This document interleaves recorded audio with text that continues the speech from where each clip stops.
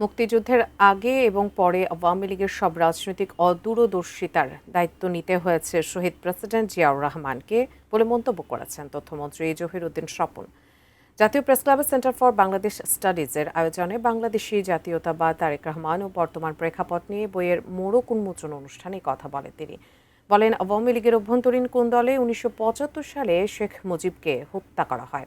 বাংলাদেশি জাতীয়তাবাদ সবচেয়ে শক্তিশালী মতাদর্শ উল্লেখ করে বাংলাদেশের জাতীয় ঐক্য প্রতিষ্ঠায় ধর্ম, বর্ণ, ভাষা, অঞ্চল ও মতের বৈচিত্র্যকে ধারণ করে একটি অন্তর্ভুক্তিমূলক জাতীয় পরিচয় গড়ে তোলার আহ্বান জানান। প্রথম পার্লামেন্টে দাঁড়িয়ে সংসদের নেতা শেখ মুজিবুর রহমান বললেন, তোরা সব বাঙালি হয়ে যা। এবং সেদিন থেকেই কিন্তু পার্বত্য চট্টগ্রামের রাজনীতিতে একটা অস্থিরতা তৈরি হয়েছে। সেই দিনকার অদূরদর্শী এই রাজনীতি, তার খেসারত এবং সংখ্যাগরিষ্ঠের রাজনীতি, গণতন্ত্রের রাজনীতি না, যে অপরের সৃষ্টি করা রাজনৈতিক এই নৈরাজ্য এবং অদূরদর্শিতার সমস্ত জঞ্জাল দূর করার দায়িত্ব গ্রহণ করতে হয়েছে আমাদের শহীদ জিয়াউর রহমানকে।